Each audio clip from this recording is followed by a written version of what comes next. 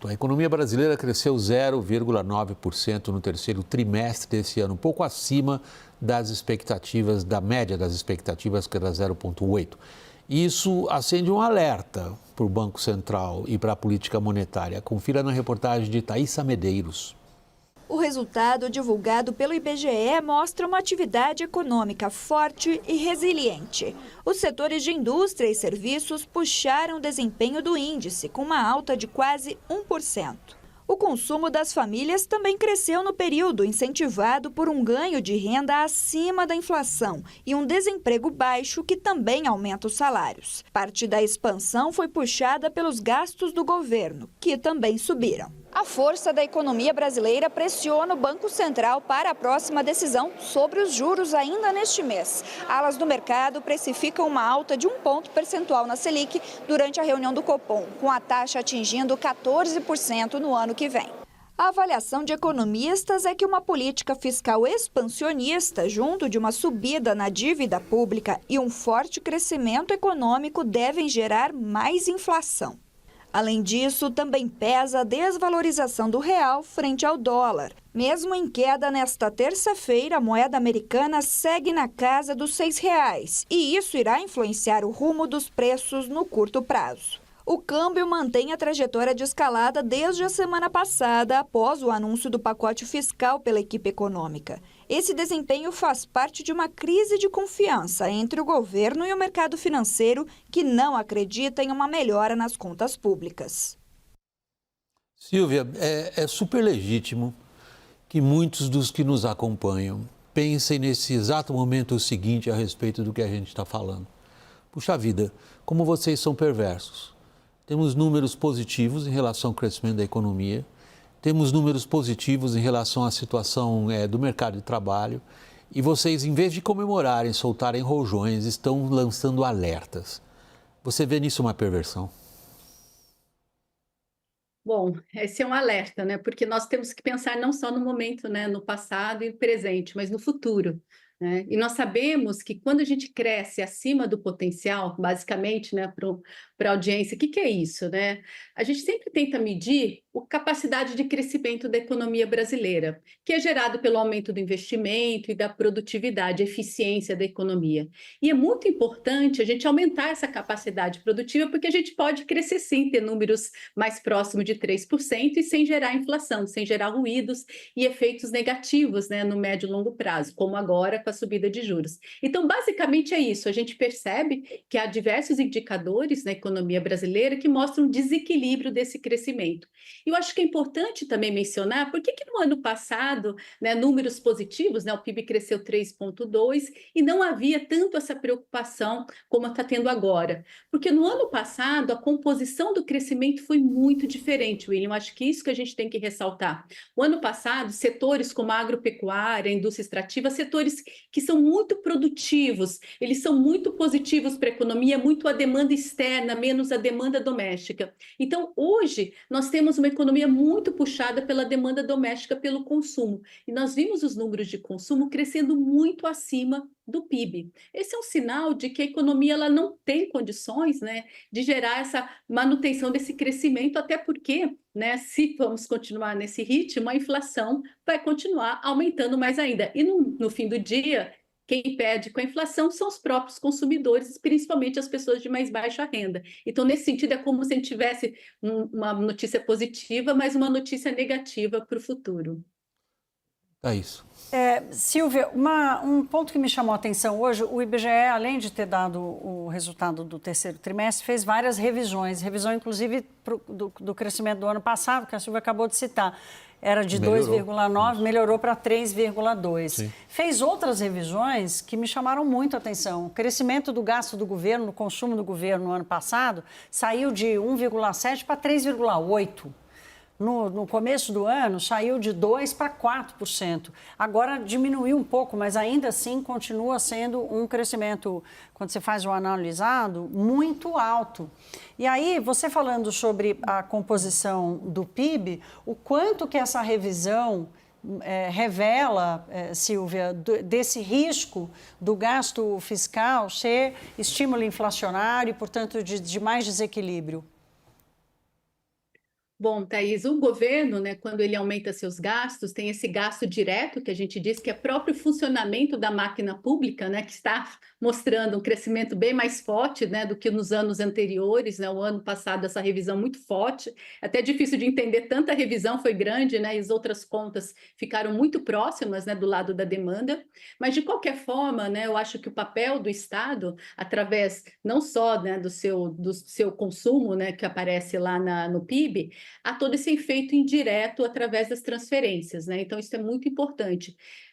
Nós sabemos, né, que a gente consegue estimar que há um multiplicador, né? Quando o governo gasta com mais transferências, através né, de todas as políticas de benefícios sociais, que foram muito ampliadas desde a PEC da transição, isso é muito importante, isso foi crescendo cada vez mais, e mais com o aumento real do salário mínimo, e o número de beneficiários nós temos vistos, né, no BPC, e com o envelhecimento da população, há um número cada vez maior de beneficiários. E, além disso, a própria política do salário mínimo também gerando um aumento, né, da massa real, né, de crescimento de salários. Então, nesse sentido, é uma capacidade de crescimento do consumo muito forte. Ele se multiplica, né, a gente diz, o multiplicador é acima de 1%, principalmente quando a gente olha para as transferências, 1,5%, que é estimado nos nossos estudos. Mas eu acho que isso é importante, porque se nós estivéssemos aqui falando numa economia que tivesse muita ociosidade, ainda uma taxa de desemprego mais elevada, a gente poderia, né, e o governo tendo condições, digamos assim, para ter essas transferências, ou seja, em vez de ter déficit, ter superávit,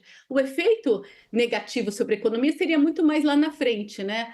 O problema é que agora, num certo sentido, esse consumo, tanto, né, do governo direto ou via indireto através de transferências, ele tem gerado efeitos mais negativos, não só por estimular uma demanda que já está aquecida na economia, isso é muito importante, mas, ao mesmo tempo, de onde vem esses recursos? Vem mais através de déficit e aumento de dívida. Então, o que a gente pode dizer aqui pelos nossos estudos é que o efeito líquido desse movimento ele pode ser até negativo, porque você está gerando esses estímulos através de aumento de endividamento, aumento de risco na economia. Por isso, né, por todos esses diversos motivos, a taxa de juros deve ser muito mais alta no ano que vem do que seria, talvez, se nós estivéssemos crescendo menos e num ritmo mais balanceado entre consumo e investimento. Daniel, o alerta que a Silvia está fazendo é extraordinariamente grave. Ela está dizendo que num ponto no futuro que não está assim tão distante, se eu interpretei ela corretamente, nós vamos ver, como ela disse, um resultado líquido, ou seja, aquilo que se impôs como incentivo à economia, menos os danos que isso vai causar à economia em termos de inflação e juros, no líquido vai sair pior para o governo. Mas isso é exatamente o que o governo contesta e não quer ouvir. William, eu vou tentar fazer uma conexão aqui da economia com a política. No meu entendimento, desde o mensalão e principalmente depois do petrolão, o governo Lula, os governos do PT, se viram muito fragilizados ao empunhar aquela bandeira da moralidade, do combate à corrupção, por óbvio. E passaram a depender muito mais da sensação de bem-estar da população, de prosperidade, de redução das desigualdades, que é uma bandeira cara para o seu eleitorado mais clássico. Com a economia crescendo 3%, 4% e mesmo com uma inflação em 4%, 5%, você ainda consegue gerar isso. O grande risco no horizonte, me parece, é essa inflação sair de controle e subir para patamares mais elevados do que esses 5% que a gente está prestes a ver encaminhados, a ver contratados. Para isso, entra o Banco Central com uma taxa de juros mais alta. E aí isso nos complica em termos de endividamento. É um círculo vicioso. Para onde eu enxergo que a situação política pode estar rumando? O governo vai continuar batendo no Banco Central, mesmo sendo um Banco Central nomeado por Lula e um Galípolo na presidência, eu acho que o governo, mas principalmente o PT, vão continuar batendo em taxas de juros muito altas. Para onde o governo tem como agir? Tem como agir por um ajuste fiscal mais rigoroso, que provavelmente não vai acontecer, e tem como encaminhar uma discussão, e esse é o meu ponto importante, uma discussão sobre revisar a meta de inflação, de dizer, olha, para que uma taxa de juros desse tamanho e a gente perseguir uma meta de 3% ao ano? Eu intuo que essa é a discussão que vem pela frente em meados de 2025, com dólar a 6 e inflação já na casa dos 5. Nossa, mas aí é um negócio grave pra caramba, hein, Daniel? Porque o governo acabou de Pode ser uma aposta errada, é a minha ideia. Acabou de pacificar a ideia de uma meta contínua de 3%, que é o mínimo, né, para o Brasil. É a meta de países vizinhos nossos aqui, como Chile, Colômbia, Bolívia, Peru. Bolívia menos, que já saiu um pouco do controle. Mas é como se a gente não quisesse nunca ter uma inflação civilizada, né, de 3%. Mas se essa discussão voltar, aí é que o dólar não volta para baixo de R$6 mesmo. Caio, o governo hoje diz o seguinte, basicamente o seguinte, estou exagerando um pouquinho, para resumir para a nossa audiência. Os economistas não acertam nada, os jornalistas que acreditam nos economistas acertam menos ainda. Nós estamos ganhando esse jogo. Tudo que vocês falaram que ia acontecer com a economia não aconteceu. É ao contrário, estamos no caminho certo. É isso?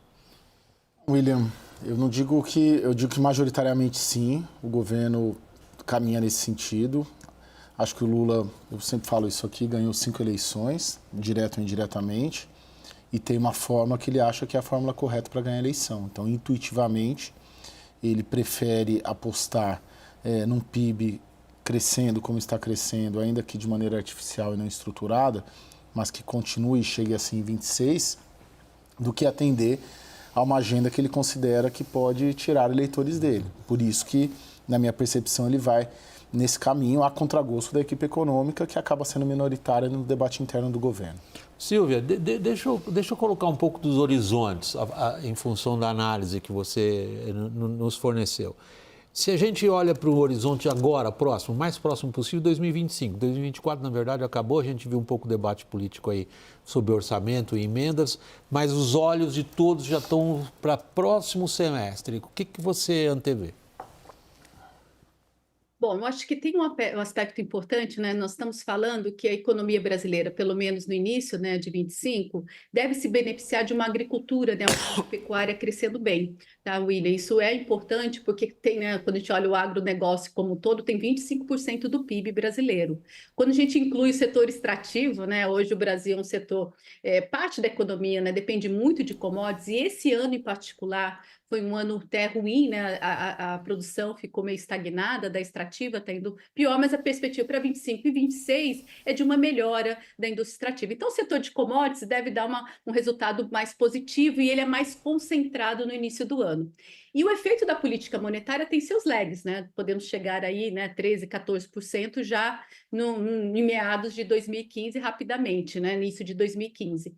E 2025, desculpa. Isso vai ter efeitos mais ao longo do segundo semestre e 26. Por isso, né, o tempo político, o tempo econômico, se eu estivesse falando aqui de um ano, por exemplo, de 2026, um ano de eleição, com certeza é melhor estratégia estimular a economia.